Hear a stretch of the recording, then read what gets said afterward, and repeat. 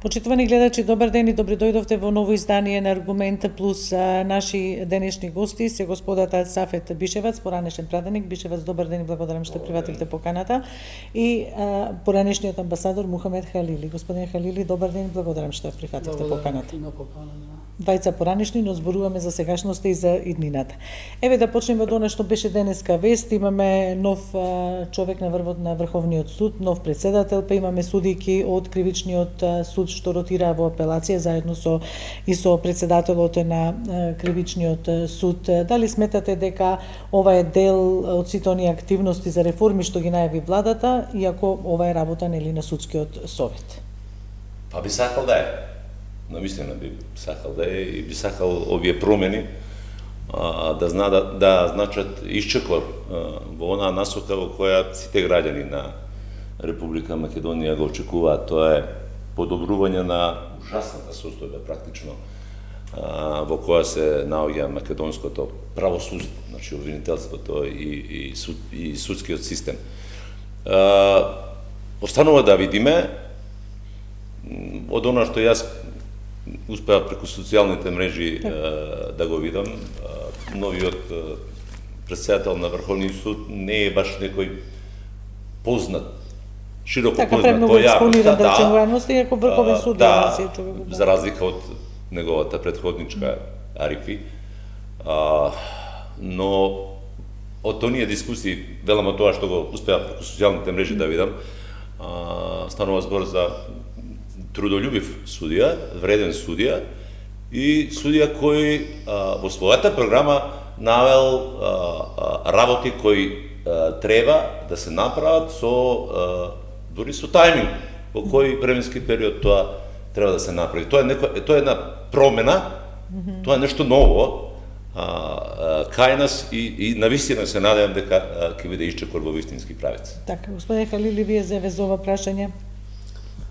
Повеќе многу години зборуваме ние реформи во судството и не сум многу убеден дека промена на еден човек во составот на било судскиот совет, било Врховниот суд, било сите инстанции на судот ќе донесе нешто многу квалитетно, ако и другите институции на државата не го поддржуваат план програмата негова, интенциите и ако политиката не се меша во судството и не го диригира судството.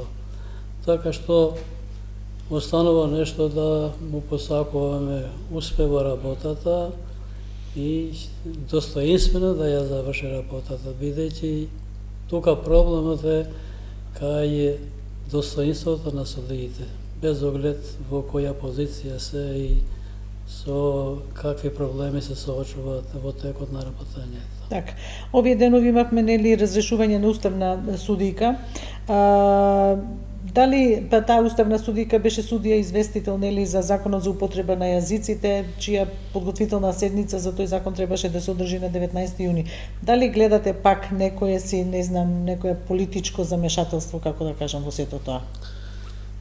Има и такви констатации, меѓутоа јас имав среќа да ја слушам незе во Трилинг овие денови и аргументите не одат во таа... Подносителката нели на представката до Управниот суд, врз основа на што нели дојде до разрешување. Аргументите не одат на тоа дека таа е политички именувана и разрешена сега, затоа што треба Уставниот суд да расправа за законот за јазиците, затоа што и самата таа имаше поплака, бидејќи била избрана пред 2,5 години, тоа е доста време. Така, 2020. 2,5 години, така како што таа се изјасни. И овој проблем со јазикот во Уставниот суд е неколку месеци, не е 2,5 години. Така што тие што имале намера незе да ја разрешат за законот за јазици, требаше да ја разрешат порано, не баш сега. Што ова констатација не држи воопшто. Второ, за Уставниот суд и законот за јазици, ќе ми дозволите малку нешто, бидејќи и јас имам и претходно животно искуство околу ова проблематика. Прво, законот за јазици е еден проблем кој е створен од страна на поранешната владеачка гарнитура, од страна на Заев.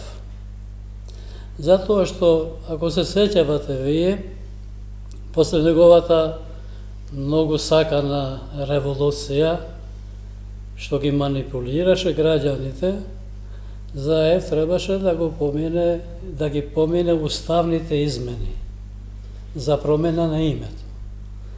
И се разбира дека Заев како поддржувачи ги имаше лидерите на албанските политички партии. И тој тогаш им вети на албанските политички партии затоа што опозицијата не го поддржуваше Заев да оди на уставни измени, бидејќи сметаше дека тоа не е добра работа. И што е направено? СДС им вети на албанските политичари дека ако ги гласат уставните измени за промена на името, и ние ќе бидеме великодушни и ќе го гласаме законот за употреба на јазици, езиците, така се вели. ние се сложуваме тие 20% што стојат како албански јазик, да ги замениме со вистинската синтагма албански јазик. И плюс ќе добиеме членство во НАТО и членство во Европската Унија. И нашите политичари тогаш ја убедија албанската јавност дека ево, ние веднаш ќе ги гласаме уставните измени, а за возврат ќе добиеме замена на бројката 20 со синтагмата албански јазик. Значи ова било договорено да се случи уште во владата на под Заев или на неговите нели сукцесори или наследници, да. Тие се тие проблеми кои поранешна влада на Заев, на СДС, ги оставила како бреме на сегашноста. И тие можеле уште тогаш да го решат законот, да го менуват измени и дополнување, односно наместо 20% со измени или со нов закон, да се донесе еден закон за употреба на јазиците, каде синтагмата албански јазик ќе се замени со бројката 20. И упорно граѓаните ги убедија тие тогаш дека албанскиот јазик е официјален јазик во државата и тоа 20% значи албански јазик, не значи бројка, што не е точно. Биди 20% може да биде еден друг јазик во едина, ако создава услови за некоја етничка заедница да ги изголемува бројките на населението. Меѓутоа, најгласен се сеќавам и тогаш беше и Алијансата на албанците и се фалеше дека ево ние сме се сложиле со премиерот дека ќе направиме измени во уставот не само во името на државата, туку и во местото каде е прецизирано јазикот. И сега се договорија странките дека за време на уставните измени ќе се реши и ово горко прашање. Кога ќе се отвори нели уставот за уставните, да се реши и ова меѓутоа? После се пишмани Заев, рече, не сега ово е време да го решиме само името на државата, а после ќе имаме прилика повторно да се вратиме да го решиме и проблемот на употреба на албанскиот јазик. Од моето искуство, секогаш кога се работи за измена на уставот, секогаш има тешки кавги и тешки преговарања. И затоа не треба тек така да се влезе во такви проблематики. Ама и така лесно да се ветуваат, да се даваат ветувања кои реално нема плодна почва за реализација. Да. Или било како, или треба време да речеме, и треба тука доаѓале триковите на Виделина. баја ги СДС се сложи албанските политички партии проблемот на албанскиот јазик да го решават, дури спомнаа примери, ево мојата ќерка зборува албански или сака да зборува, ништо не ја пречи, ама ово не беше проблем на индивидуа. Тоа е поширок проблем. И кога дојде времето законот да се усвои, дојдоа на виделина триковите. Заев им рече на коалиционите партнери, ево, предложите ви еден закон, што сакате, пишувајте во тој закон, ние ќе го усвоиме во собрание, после, ако законот помине, а ќе помине, бидејќи се сложуваме, законот ќе го испратиме во Венецијанската комисија, тогаш да утврди комисијата дали законот за јазици има уставни темели. Така, многу отидовме, иако не беше законот за јазиците, но како да кажеме така. Не, уште и има. Венецијанската комисија кажа дека во два наврати нели ги има надраснување и над овие конвенции за кога го усвојате јазици. овој законот за јазици, изјавија дека овој закон ќе се анализира од Венецијанската комисија и ќе се применат сите тие сугестии на комисијата. Тоа го рече и Заев и Шекериска, дека се што ќе констатира комисијата, ние ќе го примениме. Тогаш комисар за проширување Хан им сугерирал да не донесуваат закон пред да го анализира комисијата. Затоа што донесувањето на законот за јазици не бил приоритет. Ние сме имали други приоритети. И додека ако комисијата донесува некоја клаузула, тоа мора да се примени. Така. И ево што е изјавено тогаш. Ајде би молам уште тој да му дадеме на Бишевец можност.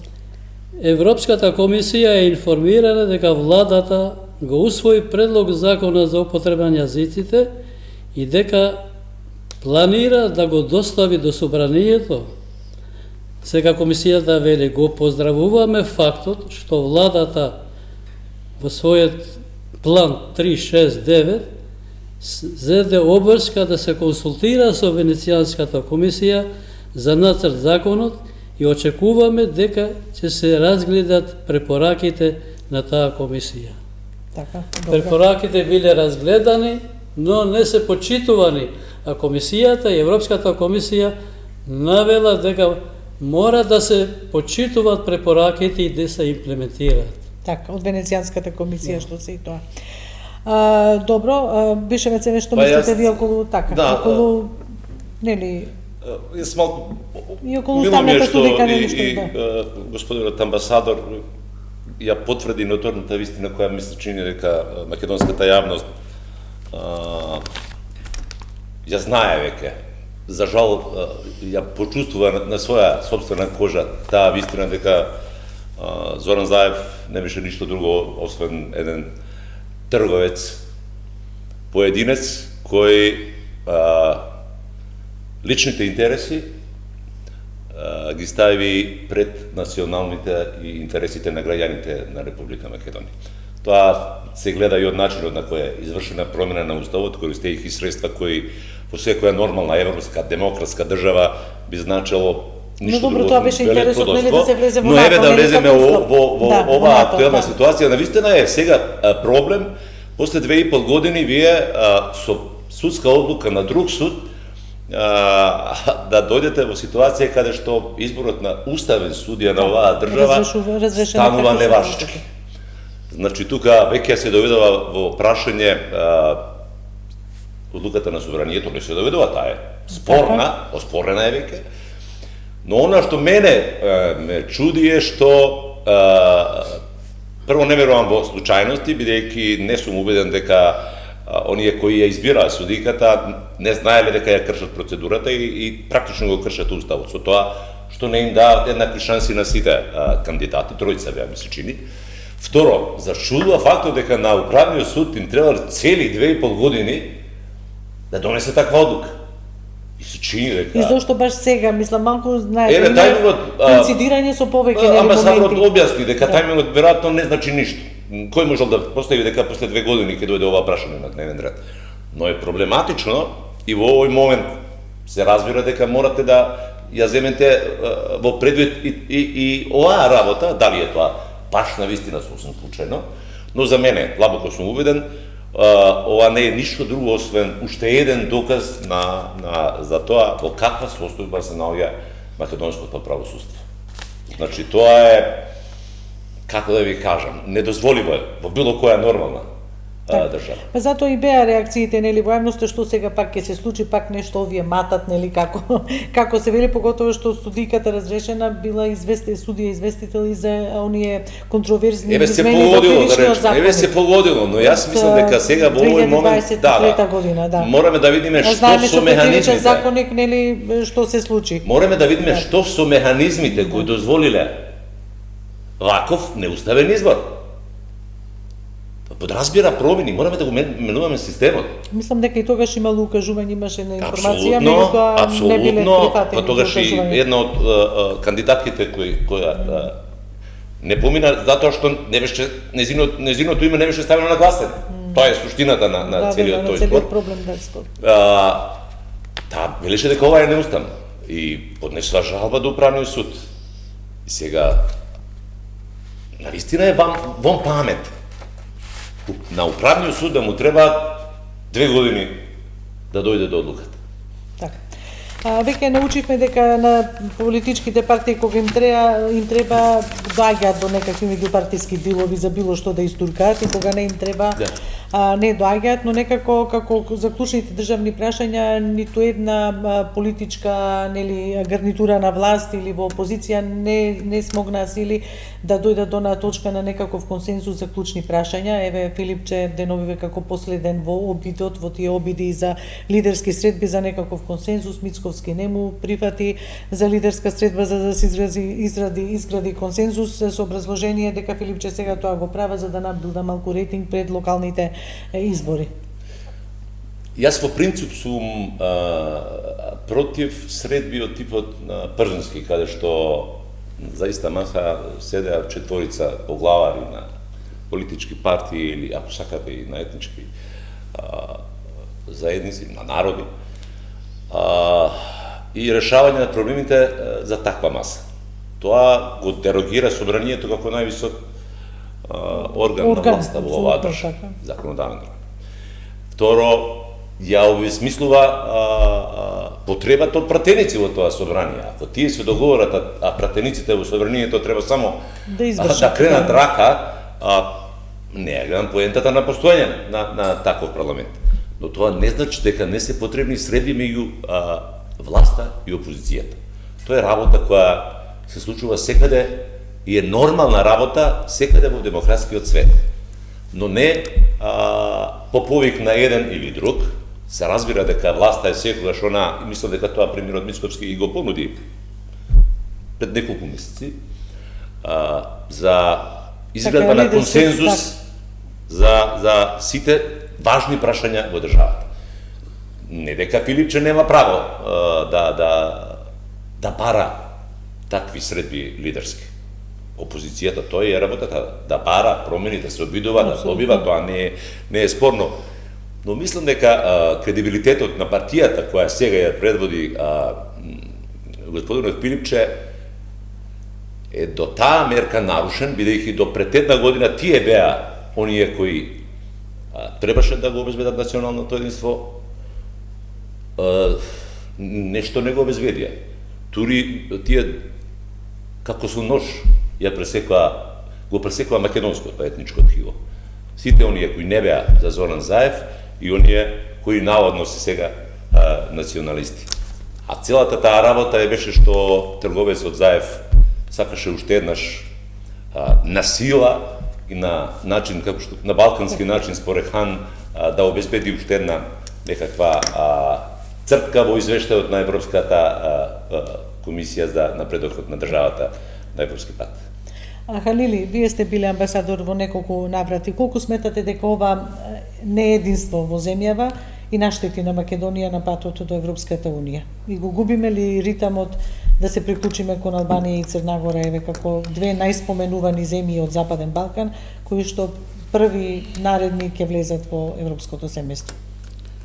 Не знам дали ќе ме дозволите уште малку да се навраќам на претhodната тема и на ова. Вас фокусот ви е јазикот, затоа добро? што опозицијата сега пласира на теза кај албанците дека додека ние бевме власт, имавме закон за јазици, албанскиот јазик беше званичен јазик во државата, дојде ова власт, го окина јазикот преку Уставниот суд. Актуелната опозиција во името на ДУИ, така? Да. Дека ете, ние направивме се што овие ги укинува сега правата и одиме назадување во правата на албанците. Но добро, еве велат дека нема една стекнато право, нема никој ни да го наруши, ниту ништо и дека нема да се чепка законот. Така?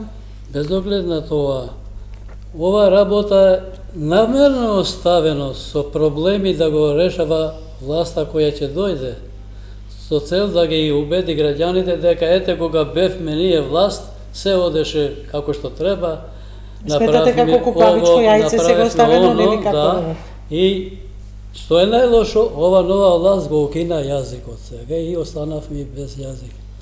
И видите сега во вестникот 20.12.2019 пратеникот Милошовски покажува со ливче дека Заев сугерира Венецијанската комисија да не ја третира неуставноста на законот за употреба на јазиците, бидејќи замислите тоа можело да влијае на резултатите на закажаните избори.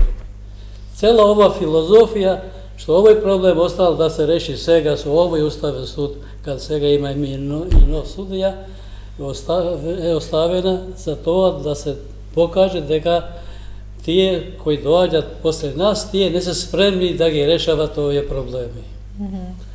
И друго, многу е природно ако се закажуваат лидерски средби, но уставна институција која може да закаже лидерска средба е председателот на државата. Не може било кој ќе му текне таму со 10 пратеници, сега јас ќе викам лидер кој има 50 пратеници.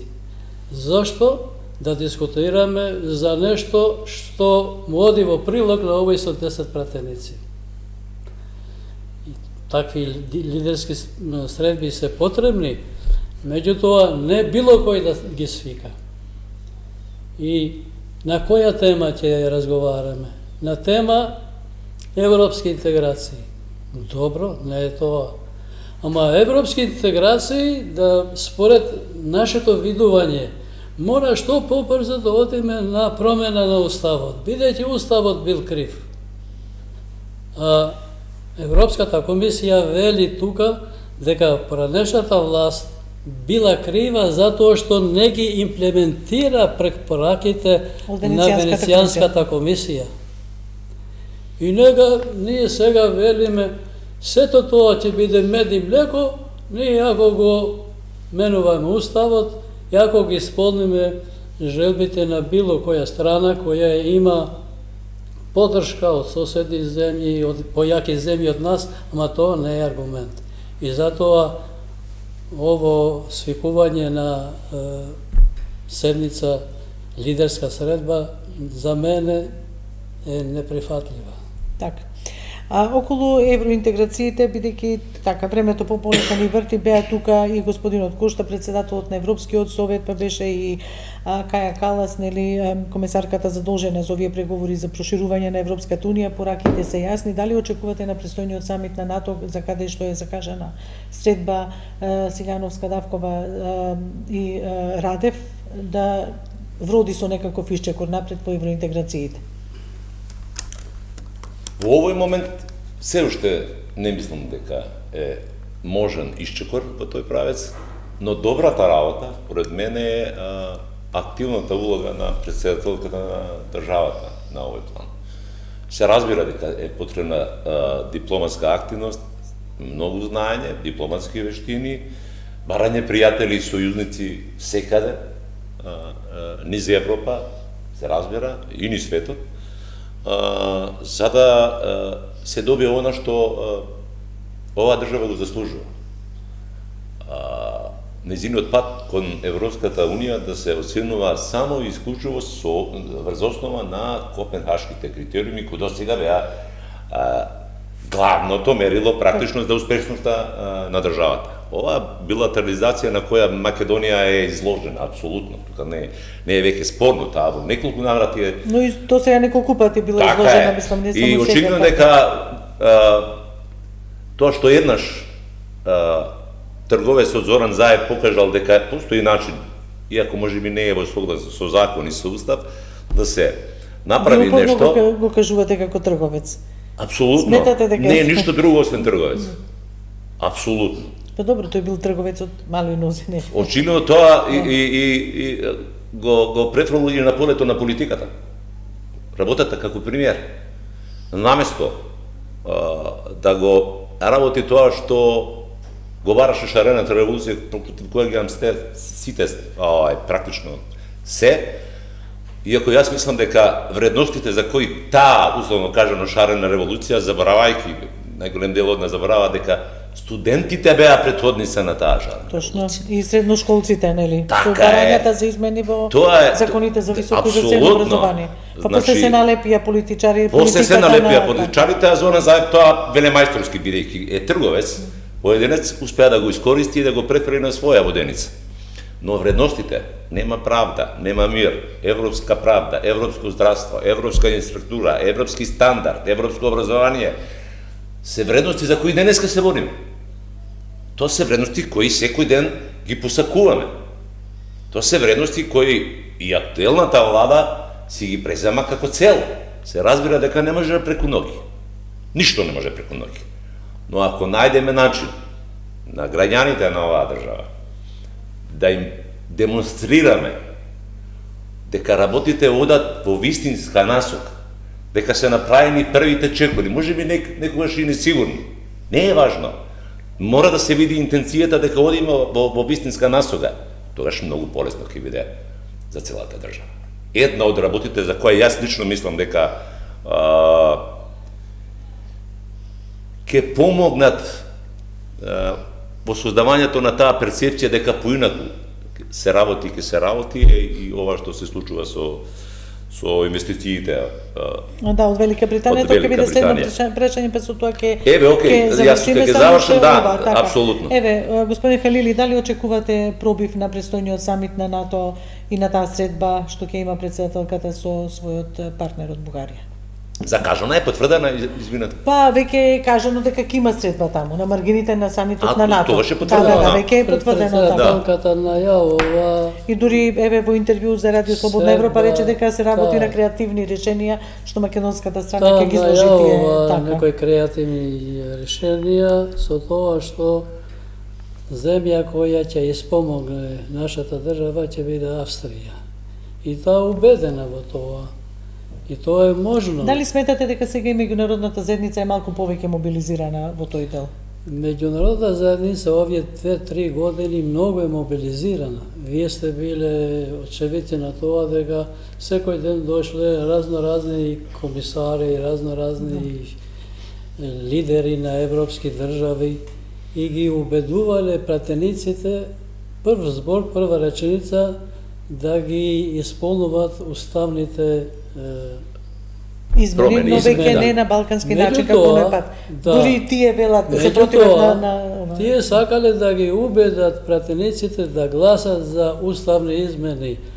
А заборавиле дека најголемиот проблем на нашата држава е судството, правосудниот систем, реформите во судството. Ама реформите ќе си се терат, еве денеска имаше седница на Националниот совет. Реформите независно ќе си се терат за Европската Унија. 35 години. И никогаш не сме ги исполниле. Така е. Реформите 35 години се занимаваме со реформи. Да. И на крај ниту реформи имаме, а тоа што цел на нив им беше да измени во уставот го направиле. Зашто не оди тоа напоредно да се бориме против корупцијата и криминалот? Сега излегува дека САД се борат против корупцијата и криминалот во Македонија, стават луѓе во разни црни листи. Европската Унија се слушнале дека ставил некого на црна листа. Затоа што овие кои се ставени на црни листи, тој капитал што го крадат во Македонија, го пласираат во еврова, не го пласираат тие во САД. Оти таму е далеко и има и тие ни наложуваат нас да се борите против овие луѓе.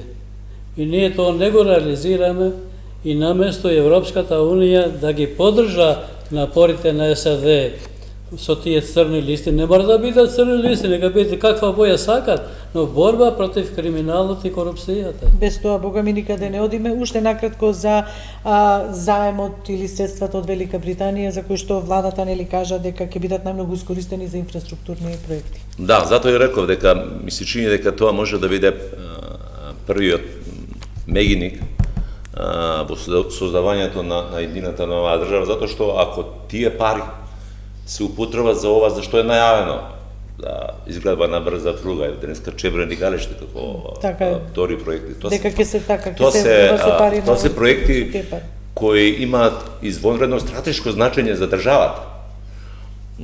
Се разбира дека за нивна изградба се потребни пари кои ние како држава ги немаме сами да ги правиме. Впрочем, и да имате пари, секогаш е полесно да си најдете добар кредит со пристојна камата за да ги направите работиве кои во иднина ќе ви донесат профит. Тоа е едната работа, а тие пари со кои вие располагате да ги употребите на други места за подобрување на стандардот на граѓаните, подобро здравство, школство. Мислам, за мене две работи се многу важни во оваа сегашност. Апсолутна реформа на правосудниот систем и апсолутна реформа на образовниот и здравствениот систем. Тоа се клучните работи, ако сакате да создавате нормална држава. Тие 300 столба нели почива државата или дел од државата? За жал ние се сеќава ли некој на приве? Веќе никој не го ни спомнува човекот. Па го спомнуваме од време на време во емисии со некои негови ставови. Но оние кои требаше да ги спроведат, така е, неговите предлози за реформа на правосудството, веќе никогаш не го имате вие закони каде што двозначно може да се чита законот. Па се на кој како му треба, така нели такви казни. Тоа се закони кои се носат за потребите на одредени политички, бизнис, елити, така натаму.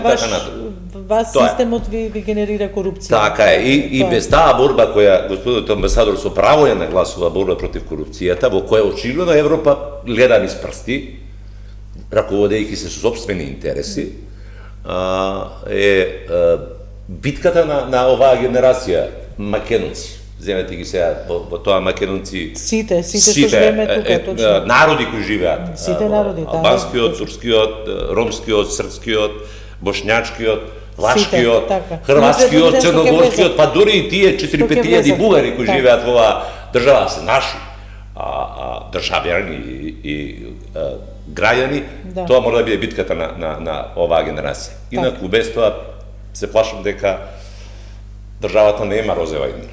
Така. Еве, вие, Халили, што мислите за кредитот од Велика Британија, за стратешкиот договор со Велика Британија? Има тука и политичка и економска димензија. Тука ќе биде малку пократко, бидејќи ова не е баш моја тема, но не сум наивен, нешто знам и од ова тема. Јас сум бил заменик амбасадор на нашата земја во Обединето кралство. И сум бил и уполномошен министер. И земјата ја знам. И воопшто не ги прифаќам констатациите дека тие не биле добронамерни, сакале нивен профит и така натаму, затоа што ние државата, младата генерација, ја задолжуваме со кредити, со високи стапки. И јас исто го споделам тоа мислењето. Ние не сме земја која произведуваме. За време на СДС голема секојдневна тема беше ќе сееме мариуана, ја продаваме маријуаната и годишно ќе профитираме 250 милиони евра и земјата ќе оди напред.